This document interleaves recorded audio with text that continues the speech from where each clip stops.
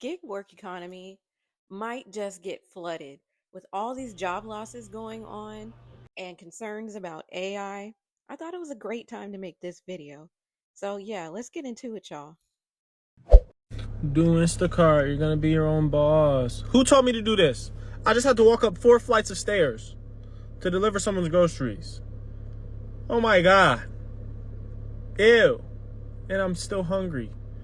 Oh my god.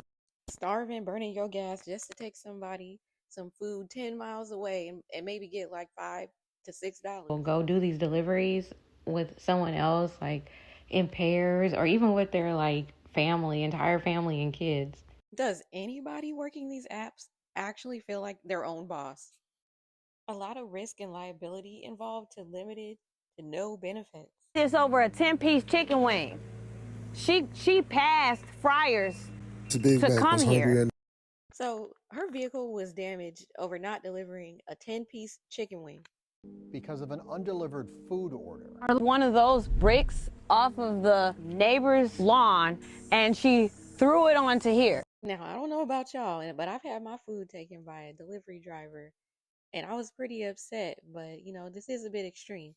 A smashed windshield. This looks like she was beating my car with the four-way. A hammered hood. Knocked my rearview mirror off, bust this window, and the whole window out here. And passenger side windows now in pieces on the ground. This ain't no junkyard car. This is a 2024. Faith Morris's livelihood as a DoorDash delivery driver. I can no longer work right now. I can't make delivery. Ordering food and not getting it is pretty upsetting, we gotta admit. If that ever happened to you, leave a comment below. For $18 worth of fast food. I was outside for 10 minutes. This is the hood. I'm not about to sit outside with my kids in front of somebody's house I don't know for over 10 minutes. This search warrant says Faith was unable to complete the delivery due to losing internet connection with the DoorDash app and returned home. Faith said, I don't think drivers would mind waiting longer if there was better compensation for this.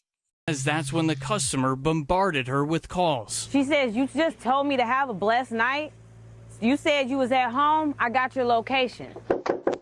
Minutes later, a knock on her door caught on camera before Faith says she saw the woman proceed to bash her car.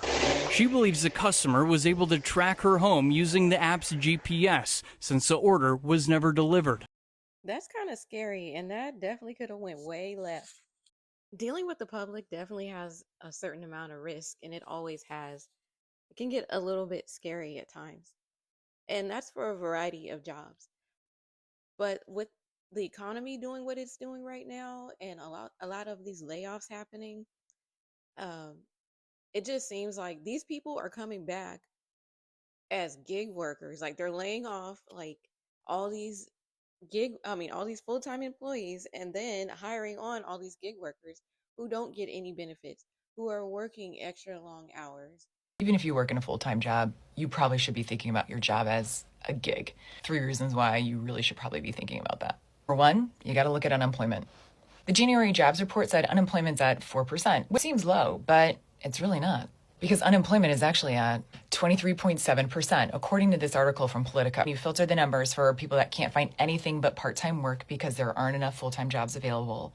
Or She was talking about January and February, but she makes a good point with the numbers and how it breaks down. for people making poverty wages, $25,000 or less, the unemployment rate is actually at 23.7%. Every 1 in 4 Americans is functionally unemployed. Functionally unemployed. Here's number 2. Layoffs are just becoming the norm. This is just February. Meta laid off 5% of its workforce. Estee Lauder with 7,000 job cuts. Workday, 1,700. Companies are trying to figure out how they're going to operate in this new world. Really third and actually kind of interesting thing that's also happening in corporate America. Companies like Apple, Deloitte, KPMG are all hiring what they're calling contingent workforces. You can go on their career pages right now and see that they're hiring for contractor roles instead of hiring full-time folks so they can just get more into project-based work. Now, this could be a good opportunity for small business owners who, that way if they're going through a dry spell, as far as getting clients or business, they can keep the money coming in. Contractor space, we're also seeing things like fractional work really heating up as companies are looking to hire contractors, people that are just going to work a gig. I'm not really trying to discourage people from doing gig work like that. I'm just saying that it's definitely not for everyone. And if you are having a hard time doing gig work, then you're not alone in this. But for the people who are, making the most out of it and it's all working out well for them, that's wonderful, and I think they should keep doing whatever makes them happy. However, if you are struggling in doing this, you know, it's not really built for everybody to win, but nothing is.